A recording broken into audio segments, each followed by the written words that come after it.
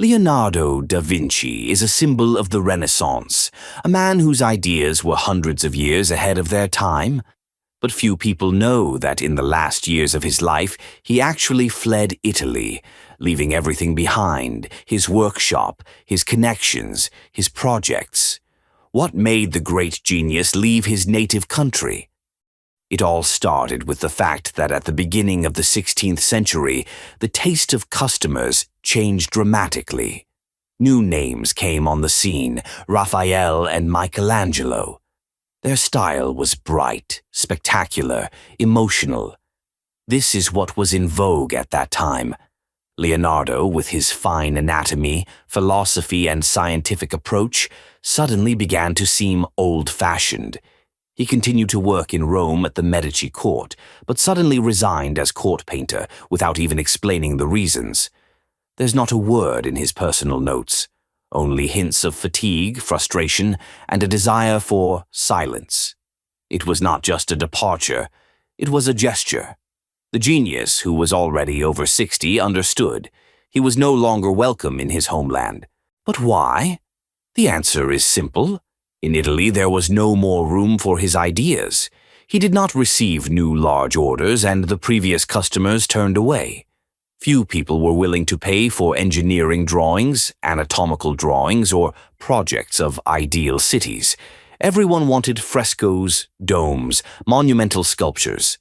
Leonardo no longer fit into this market. At this point, an important event occurred. King Francis I of France invited him to his court, offering him artistic freedom, respect, and money. For Leonardo, it was a chance to start again, without competition, without pressure, without rejection. The move to France turned out to be not just a rescue, but the beginning of a new stage in Da Vinci's life.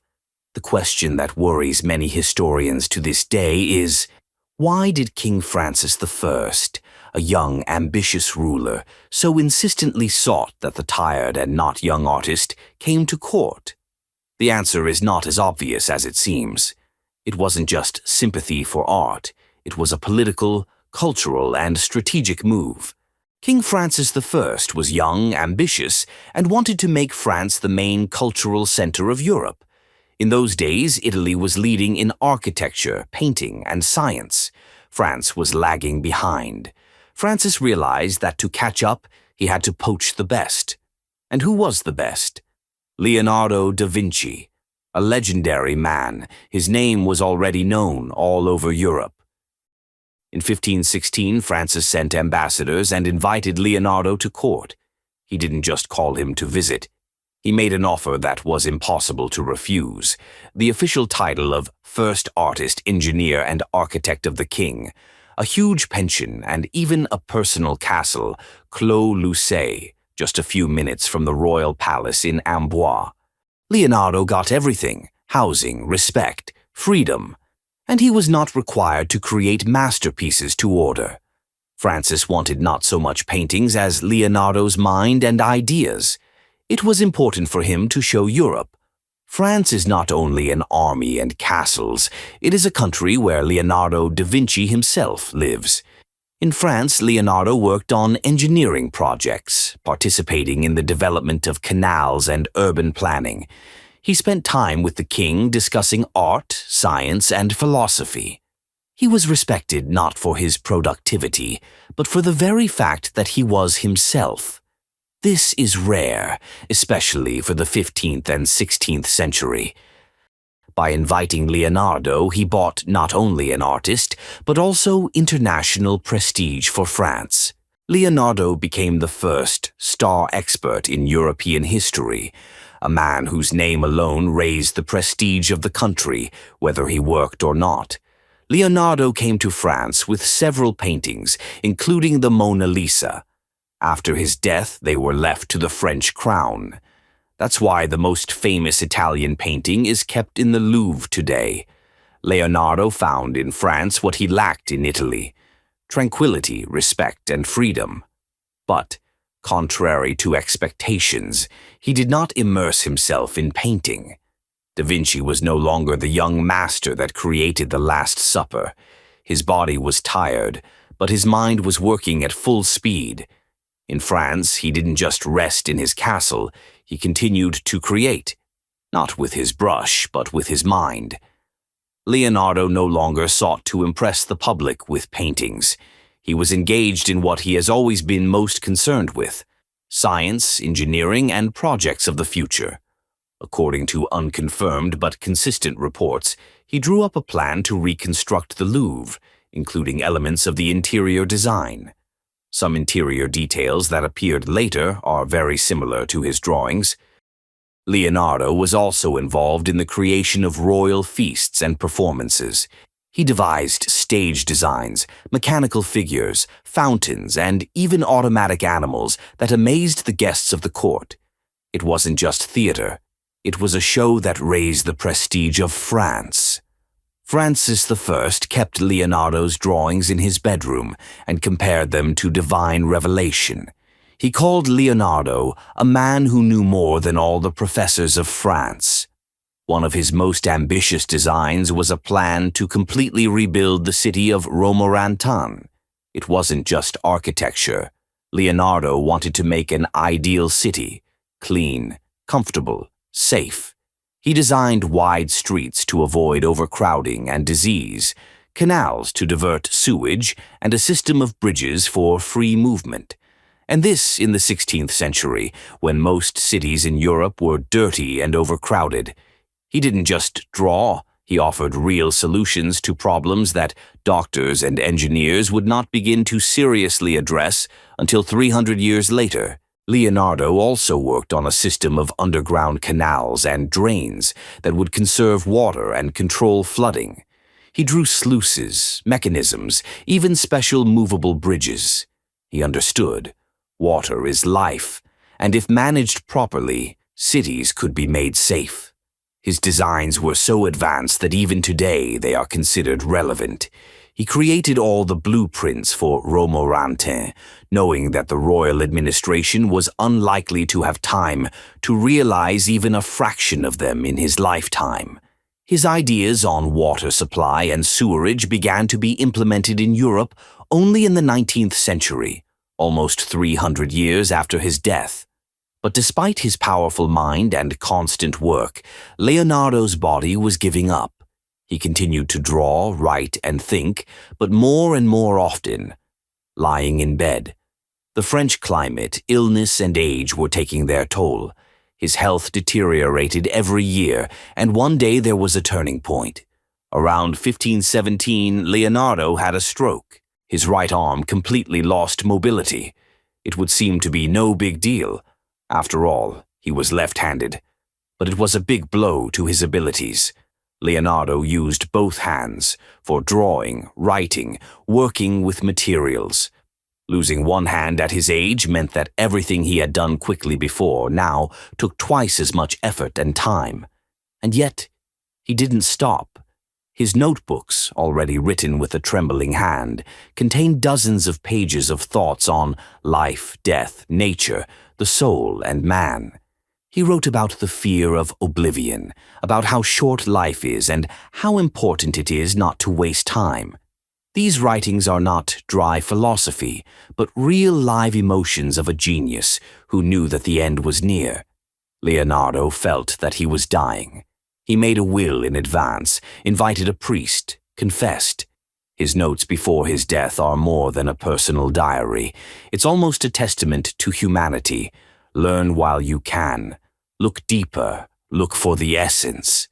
Those who were with him in France noticed that he changed a lot. There was something strange about him, not in a bad way, but rather mysterious. With age, Leonardo began to live by his own, not at all typical rules. His daily life was far from the usual for the court artist. What others considered oddities, for him was the norm. In the last years of his life, Leonardo da Vinci led a lifestyle that, even by the standards of the 21st century, seems unusual. He did not just work and create. He lived by his own rules, following his inner convictions, which were decades or even centuries ahead of his time. Leonardo practiced polyphasic sleep, sleeping 15 to 20 minutes every 4 hours. In total, this amounted to about 2 hours of sleep per day. This mode allowed him to be awake almost around the clock and use maximum time for work. Contemporaries noted his unusual activity and ability to work when others were asleep. However, it is worth noting that there is no scientific evidence of the effectiveness of this mode of sleep, and modern research does not recommend fragmentation of sleep. Leonardo was a committed vegetarian. He did not eat meat and did not tolerate cruelty to animals. In his writings, he wrote, "I gave up eating meat from an early age."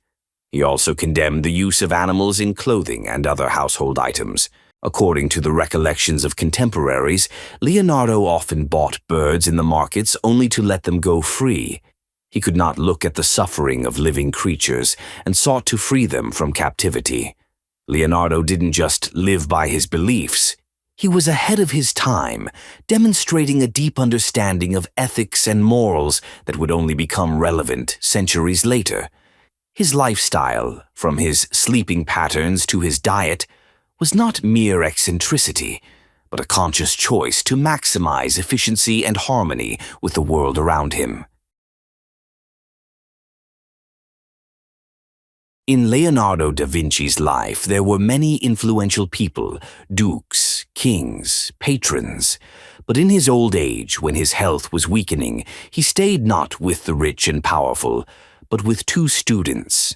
Their names were Francesco Melzi and Salai, and it was to them that he entrusted everything most personal, his manuscripts, his house, and even, perhaps, his feelings. Francesco Melzi wasn't just an apprentice, he was like a son. Leonardo took him on as an apprentice when he was about 14 years old, and from then on they were inseparable. Melzi accompanied him to France, took care of him in illness, with him to talk about science and art. And most importantly, it was to him that Leonardo left all his possessions, manuscripts, tools, books, sketches. Thanks to Melzi, we know today how Leonardo thought. He not only preserved the master's notebooks, but also tried to systematize them. It was he who made the first attempt to publish Leonardo's writings, although many remained unopened until the 19th century. Salai, real name Gian Giacomo Caprotti, was with Leonardo for over 20 years. He came to him as a boy of about 10 and stayed forever. He had a complex character, a thief, a mischief maker, a lazy, so Leonardo himself called him in the records. But despite this, he did not kick him out, but kept him around. Salai posed for many of Leonardo's works, including, perhaps, for John the Baptist. Some art historians believe he was the model and inspiration for the Mona Lisa. There is an even more personal version. Salai may have been Leonardo's lover. In letters and drawings that have survived from that time, there are hints of a very close and possibly romantic relationship. There is no direct evidence, but Salai remained in Leonardo's life to the end, and after his death, he received a piece of property, a vineyard near Milan. Salai also kept the Mona Lisa, which he sold years later. Leonardo was alone in the crowd, but not in life. Everything important he entrusted not to the noble and rich, but to those who were really close to him, his students. His relationship with his students was informal and cordial. He not only taught, but also learned from them patience, affection, and, perhaps, love. Leonardo lived his last years as a respected sage at court, an advisor to the king, an inspiration to an entire era. According to a beautiful legend, Leonardo died in the castle of Clos-Lucé, in the arms of King Francis I. This image has inspired artists and writers, but historians say all indications are that the king was not present. On the day of Leonardo's death, May 2nd, 1519, Francis was in the town of Saint-Germain-en-Laye, about 2 days away. Even if he'd wanted to come, he wouldn't have made it in time. So the legend is beautiful, but rather fictitious. It gets even more mysterious. Leonardo willed to be buried in the church of Saint Florentin in Amboise. And so they did. But 2.5 centuries later, during the French Revolution, the church was destroyed. The grave disappeared and the remains were mixed up. It wasn't until 300 years later, in 1863, that archaeologists discovered remains at the site of the former church. Among them was a skull and parts of a skeleton, and nearby, stones with fragments of inscriptions. Scientists decided it is likely to be Leonardo. The remains were moved to the chapel of Saint Hubert, where today you can see the tomb with his name. Tourists come, bring flowers, take photos. But there's a problem. There's not 100% proof that these are his bones. Moreover, scientists have noticed an oddity. The skeleton was buried the way ordinary people are usually buried, not celebrities. And the skull itself, in shape and size, may not match the known portraits and parameters of Leonardo. Leonardo da Vinci left behind not only famous paintings, but also more than 7,000 pages of notes containing projects, reflections, and philosophical ideas. These notebooks, known as codices, are held in various museums and private collections, including Windsor Castle and the Bill Gates Collection. In his notes, Leonardo anticipated many engineering inventions that were not realized until the 20th century. He designed flying machines, tanks, submarines, and even robots. His ideas about flight, for example, inspired the helicopter. His desire to explore the world in all its manifestations has made his legacy relevant today. In 2000, a British parachutist successfully tested a parachute based on Leonardo's drawings, proving its performance. Leonardo da Vinci passed away 500 years ago, but his influence has not disappeared. His destiny is the story of how one man was able to change science, art, and the very idea of human genius. What do you think about it? Write in the comments.